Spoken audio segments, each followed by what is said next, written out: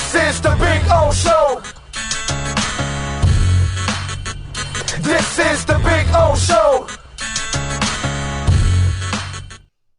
All right, we are back. And don't forget, folks, to smash the hell out of the like button. Very important to get the algorithms going. Other Canes fans can find out, and they can get some of the best insight from the man, the myth, the legend that is Manny Navarro, who joins us twice a week here on the show. Manny, years ago, there was a movie back in the day called Scarface. Familiar with it? So you're wondering where I'm going with this, huh? Yes. Anyways, so, back in the day, Al Pacino played the role of Scarface. And when he came over from Cuba, they asked him, how'd you learn English? He said, I watched the guys like a James Cagney. He teach me how to speak English. Right. So Michael Merdinger learned how to play quarterback by watching Joe Montana? Yeah. Interesting story for sure. You had no idea I was going there, did you? I had no idea. I kept wondering, where's this going? Where's this going to end up? But I appreciate you highlighting one of my stories there for The Athletic. I thought it was really cool. Yeah, he's not an American kid, bro. I think I find that to be, and I want to bring it up because I talked about this earlier in the week, and it's so interesting that you write this story because I think it was Omar or Cam or something, and I was talking about how the NFL eventually, I think, will expand to Europe. Mm-hmm. And we'll have a 14 division. And I've already come up with the crazy idea of, Paris, Berlin or Frankfurt, London, and Barcelona. I'd put those 4 teams, and I'd put a practice facility with a hotel there in Europe. So that way the American teams go over, hang out for a couple of weeks. They travel, they play a couple of weeks, they go there. You build a practice facility with a hotel here in the States or in the southern part, not Indy, because that's kind of too snowy, but a little more southern, but keep it there. And then the European teams come over for a couple of weeks, and then they travel and play a couple of teams, and then they go back.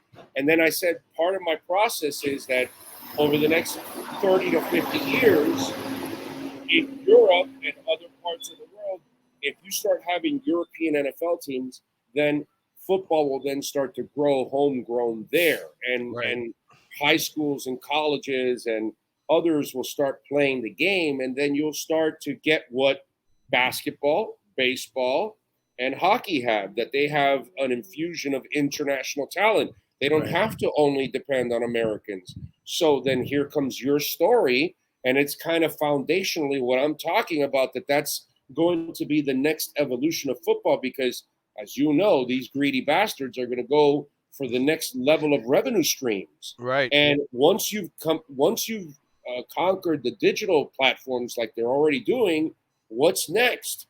And the next thing is obviously Europe and the world.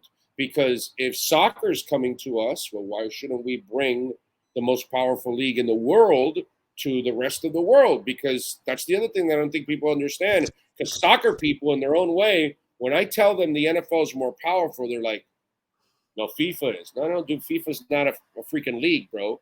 I'm telling you, the NFL is more powerful than the Premiership. It's more powerful than the Bundesliga, than any individual soccer league out there. We know soccer is number 1 overall, but the NFL is the most powerful league. It's the one that generates the most revenue.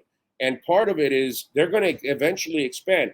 I might be dead and gone when that happens, that, we see that kind of a cycle, but eventually that's where it's going to go. And then here comes your story I see in The Athletic, and I go, this is what I'm talking about.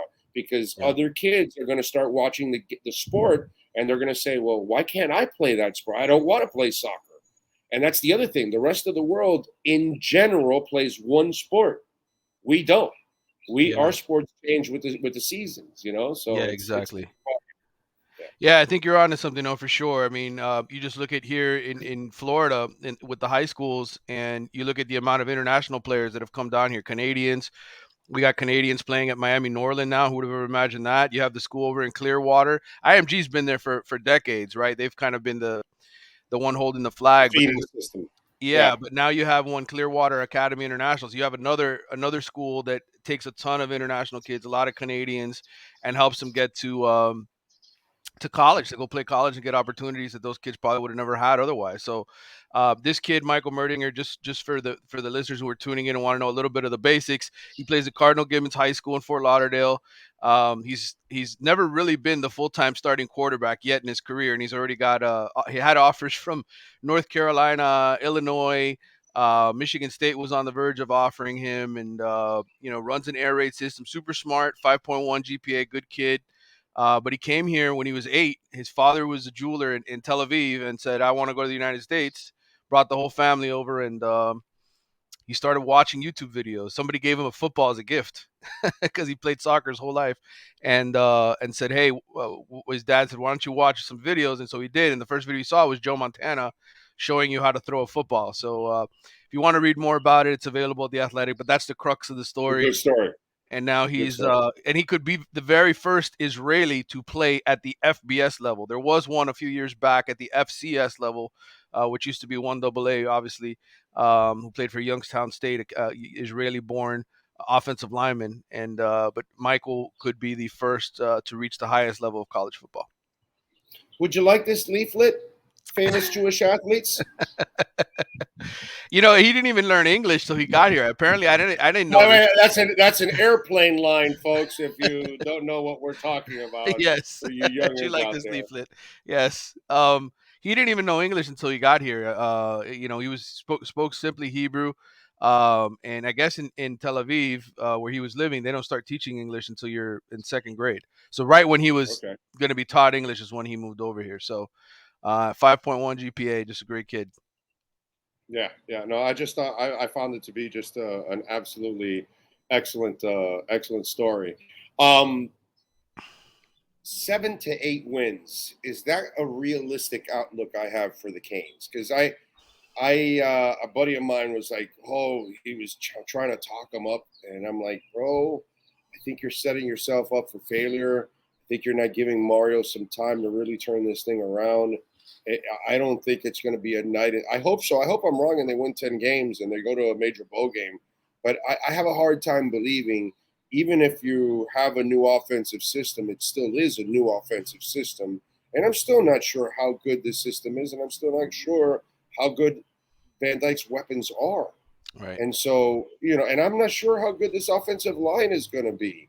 So for my buddy that's out there, what is the realistic right now from what you know, from what you've seen, what is realistic for the Canes in the 2023 season? Yeah, I mean, I think if you just look at where they're at and where some of their deficiencies are, still where Mario's still, tinkering and tweaking and trying to get the team better. The two major holes to me are still defensive tackle and wide receiver, right? You still have areas where you'd like to have more depth, you'd like to have more talent. And those are big positions in college football today. You got to be able to stop the run, you got to be able to hit the big play. And while I think, the systems on both sides of the ball, on the defensive side of the ball, I think you'll see the biggest impact where they're going to more of an aggressive sort of Manny Diaz style defense. I think you're going to see a major improvement. Now, does that mean that they're ready to win 10 games? I don't think so. I don't think they're there yet. I think they are exactly what Vegas says they are, a 7.5 win team. 7.5, 7 or 8 wins. I think you have to look at, you just have to look at it on paper and say Texas A&M beat them last year. Their SEC team loaded with talent. Those kids that they got from the number 1 recruiting class have all spent an extra year now in college. They're going to be bigger, badder. They're going to be a tough game to win. And then Clemson and Florida State. They're just better programs than Miami right now. So those are 3 losses right off the bat. And then, Drake May, North Carolina, Mac Brown, they've owned Miami for 4 years. Yeah. Miami hasn't been able to beat North Carolina. They got to go up there and win in North Carolina. Louisville is going to be, I think, a pretty decent program. That's not going to be an easy game to win. Louisville has made a bowl game last year, and they upgraded, I think, at the quarterback position. They got a better offensive mind back there, at coach and Jeff Brom. So those are all tough games, and then NC State on the road is not going to be easy either. So you could certainly make an argument there are 6 games Miami could lose this year. I'm gonna guess that they win somewhere between 7 or 8.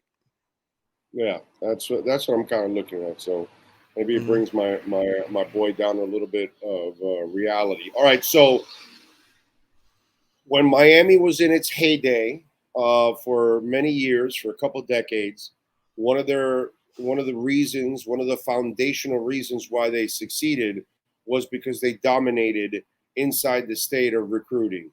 Where are they in a if you had a of 1 to 100, how they do with the sound decibels or whatever, you know?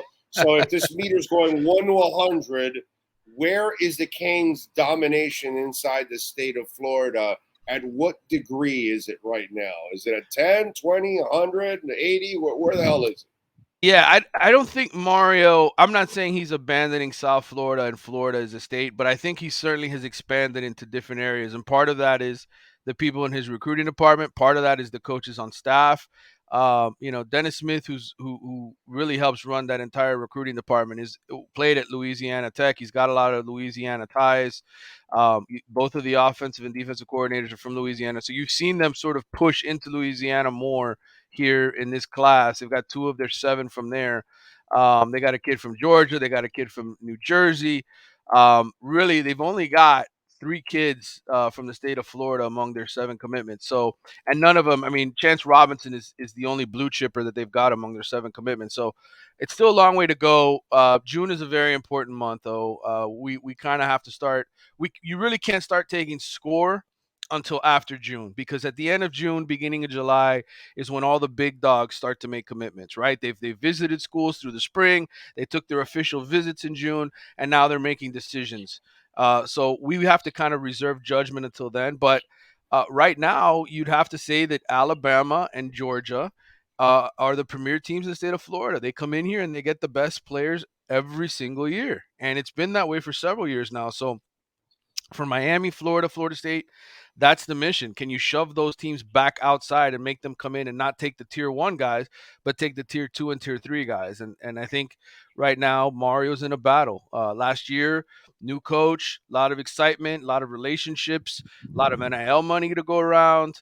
And you didn't have the stain of a 5-7 season on your back. Now it's a little different in year 2. What everybody saw was that you got your ass handed to you by Florida State 45-3. You lost at home to Middle Tennessee State. You had a bad year. And so it's a little different perspective when you're trying to recruit kids in this cycle. I think ultimately, I think they're still going to finish with a top 15, top 10 type class, because I believe in Mario. I think he's an excellent recruiter. But I think right now you take a look at the picture from 500 feet and you say, well, they're not doing that great. And I think it's all the result of everything I said. Okay, so we look at the coaching staff, right? And you have guys like isn't Ice Harris on this team? Ice Harris is the running backs coach, correct? Ice Harris Jr. Yeah, isn't Jason Taylor here? Jason Taylor is here as well. Yep. And there's got to be a few that I'm brain farting right now. I'm trying to remember some of the names, but and Mario should have Kevin Florida. Beard, the receivers coach. Kevin Beard, right? So because they did lose DVD, right? DVD went to FIU, and he's obviously a really important recruiter because he knows the kids. I mean, he's been in this area for a long time. So that's my point. So who's in charge of trying to win the state of Florida back, or South Florida? Back and get to dominating. That's Mario's job. But to me, I think ultimately, beyond the relationships, you need results. Year 2 is results. It's you can't go 5-7 again. And that's why I say we can't really even start taking score yet till after these visits in June, because that'll really tell us where they are. But I'm of the opinion that if they're going to get in the conversation to get some of the elite South Florida receivers that they want, the Jeremiah Smiths of the world, the JoJo Traders, the guys who are really at the top of their board at certain positions, you got to have a good season this year. You cannot get embarrassed again. That is the crux of this all. Those kids, look, they can commit elsewhere right now, but if Miami has a great year this year and all of a sudden, Shannon Dawson's offense is averaging 35 points a game, they're pulling an upset at Florida State. I mean, a lot of these kids are going to get excited and want to jump on board. But if you go out and you win 7 games or 6 games and you lose to some bad teams, those kids are going to go out, just leave home. They're not going to consider Miami. So it's all a result of what you do on the field, how you carry yourself. I think that plays a much bigger deal in a lot of the eyes of these kids. Yeah, I'm looking at it now. So I would imagine Cristobal, Beard, Harris, and Taylor are your main South Florida recruiters, right? Correct. I don't know about, how about Mirabal? Alex Mirabal as well. Mirabal is a South Florida guy. I went to Columbus with Cristobal. Okay, so you got 5 guys that should be working South Florida, like monsters. Yeah, I just think those other reasons play a bigger deal than relationships. Kids nowadays, man, like they're not going to come out here and bring it up all the time, but they do care about who's winning. They do care about who's sexy, who's the hot team, who is the hot coach, who is all of that stuff. Who's getting people to the NFL? Right. That's what matters. And 3 guys a year isn't going to cut it for Miami. That's about average, okay, for Power 5 teams. But if you're Miami, you're not supposed to be average. You're supposed to be above average. You're supposed to have 6, 7 guys in the NFL every single year. That's what's expected, at least in this area. So I think that that's part of the challenge Mario faces. All right. What are you working on over at the Athletic so folks can check you out, sir? I just finished writing a piece on all of the ACC quarterback rooms for all of us that sit here and look at the offseason and start studying who's going to be good, who has the most experience, who's there's been a lot of movement in the ACC. Oh, if you look at the quarterback position, last year everybody was talking up the conference, saying it was one of the best quarterback conference in all of college football, all this talent. But there was nobody drafted. Malik Cunningham from Louisville didn't get drafted, and Sam Hartman didn't go to the pros. He instead went to Notre Dame. So DJ Uiagalelei, who was supposed to be awesome at Clemson, he leaves for Oregon State. There's been a lot of quarterback movement in the offseason, and so we have a little bit of a series that's going to start running where we take a look at all the quarterback rooms nationally in college football. I did the ACC. There will be more content beyond that. We're doing sort of a fun project where we create questions that we would ask head coaches in college football if we were given free range. Obviously, a lot of times you're not, right? They're going to probably kick you out of the media room if you ask some of the questions we've come up with. So we did a little fun exercise creating that, and that'll be another series that runs next week. We got our meetings in Chicago. The Athletic is doing all of their college football meetings next week in Chicago from Monday to Thursday, so I'll be out there for a bunch of meetings, but I will still be around. I will still have my ear to the grindstone and working, brother. All right. As always, follow him on Twitter at Manny_Navarro and catch him twice a week here at our Caneswear Miami Hurricanes report. Manny, as always, thank you, my brother. Appreciate you. Good talking to you all. Take care, brother. Thank you, sir. There you go. Manny Navarro getting it done. And so does Brett and Jeff and all the amazing people at Caneswear. They got anything and everything with a Canes logo on it. 2511 South University Drive in Davie. Call them. Go online at caneswear.com. Remember, they ship everywhere. So you can go online, and when you order over $99, you will get free shipping. And Jeff and company, brother, the second you order it, they're already working on your order. It might be shipped that same day, or if not the next morning, right after. It is out and heading your way. Yeah, I mean, like within days you get it. It's awesome. So really, go to caneswear.com, check it out. They are amazing people, and they got stuff with Dolphins, InterMiami, Miami Heat, Florida Panthers, and then anything and everything with the Canes logo on it. Caneswear.com.